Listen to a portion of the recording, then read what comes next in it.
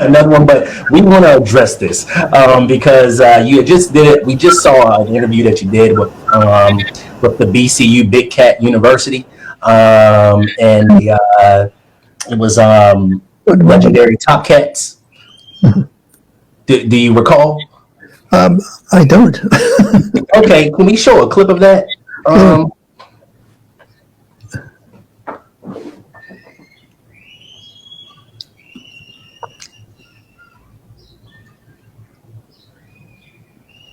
You, but your descendants are also slaves. And as I said a few minutes ago, I don't find any case at all in any part of the Americas where a European not only became subject to lifetime servitude, but also had the basic problem that any subsequent offspring would also be in the same status. That's what chattel slavery means to me. Okay, so I agree with you on that, Dave.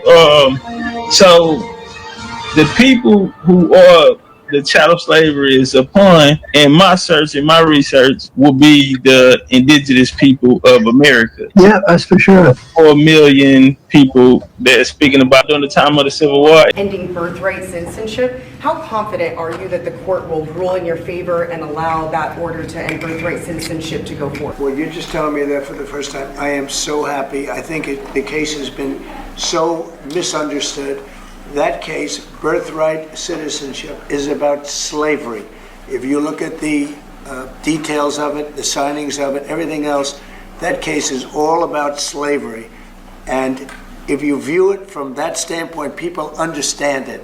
But for some reason, lawyers don't talk about it, the news doesn't talk about it. That's not about tourists coming in and touching a piece of sand and all of a sudden they're a citizenship. They're a citizen. That is all about slavery. And even look at the dates on which it was signed. It was right at that era, right after the Civil War. And if you look at it that way, the case is an easy case to win. And I hope the lawyers talk about birthright, citizenship, and slavery, because that's what it was all about. That comes from a permanent lawful commitment to make the United States one's home, the place where one permanently and lawfully resides. I believe that this latter interpretation is compelled by the Citizenship Clause's text, structure, and history, as well as by common sense. I have time for just a couple of brief opening points. First, the text of the clause.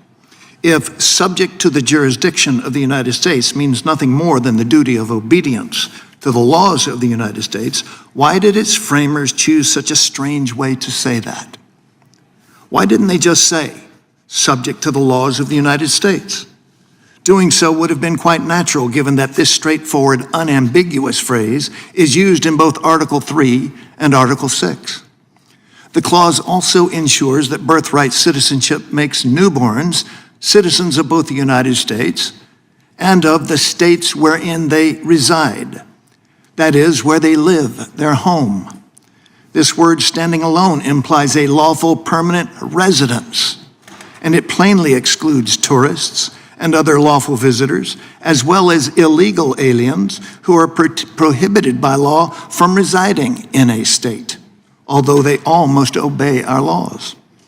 Second, the history of the clause. The clause was framed by the 39th Congress to constitutionalize the Civil Rights Act of 1866, which had been passed by that same Congress just 2 months earlier.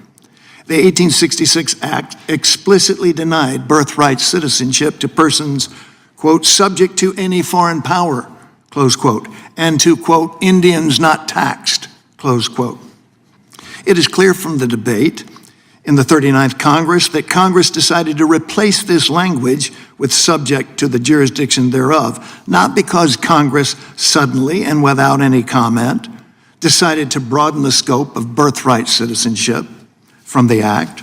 Rather, Congress was concerned that the phrase Indians not taxed language generated uncertainty about the citizenship status of the children of Indians, primarily rich and poor Indians.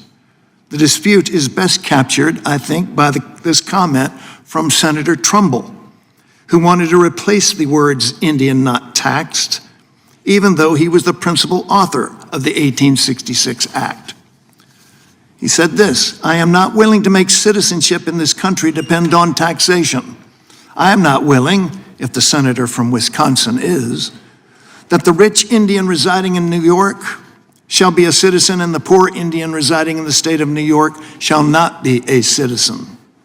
This comment reflects two important points about the intended meaning of the clause by its authors, I think. First, they intended that the children of tribal Indians who resided on reservations and owed their direct allegiance to their tribes would not be entitled to birthright citizenship, but the children of assimilated Indians who had left their reservations and had established permanent residence among the body politic of the states would be entitled to birthright citizenship. Second, it is not at all plausible that the framers of the Citizenship Clause intended that tribal Indians to be able to evade this limitation on birthright citizenship for their children by the simple expedient of leaving the reservation long enough to give birth to a child. The key distinction between tribal Indians and assimilated Indians was allegiance. Tribal Indians owed their direct allegiance to the tribe, while an Indian who established a permanent domicile within the state and assimilated into the body politic committed his primary allegiance to the United States and thus entitled his children to citizenship at birth. The Supreme Court's 1884 decision in Elk against Wilkins confirmed this understanding essentially, ruling that the clause requires persons to be completely subject to the political jurisdiction of and owing direct and immediate allegiance to the United States. The people who are the chattel slavery is upon, in my research, will be the indigenous people of America. Yeah, that's for sure. 4 million people that are speaking about it, the Civil War. During the time of the Civil War, 1866, the 14th Amendment, which Trump is using right now as his primary.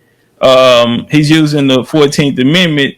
He's using the using the 14th Amendment, birthright citizenship. The 4 million people, as he said, it was to the women and children of slaves.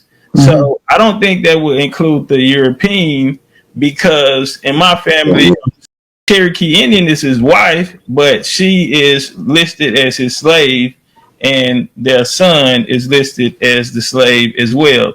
But he being of European stock, he's not. So that takes me also in the writing, in that legislation, it was written that it was for Indians not taxed, or Indians who basically left their tribe and became U.S. citizens. Right. So, and it also made sure that it said that the aliens were not included, the illegals, which would be considered the African in the situation, because in America, not until 1870, the Africans get ability to even own land or anything like this. So this would have to be talking about the indigenous people of America. Right. What do you say to that? Yeah. So I agree. The people. Okay. Yeah. So when he was talking about that specific group, what was he? How did you interpret that? For one, did you see it as him talking about indigenous Americans, or individuals who were African that were being born in Africa? So going back to our initial question, and our initial prompt that we were talking about, the African Americans, the native African Americans on the continent at that time through population growth. Yeah, in the 1870 census, there's about 1% or less of individuals who are African. So we have 4 million, almost 4 million people enslaved, and they're, for the most part, born in the Americas, or more specifically in the U.S. We got here. How would you rate the conversation? I know we took a lot of your time first off, but how would you rate the conversation? I rate it quite highly. I mean, I'm very impressed with the literature that you've been through, and I'm very impressed with you being open to what I'm saying. Mm-hmm. Some people are not. So I think this is all to the good, and I'd like to thank you for your time. Turn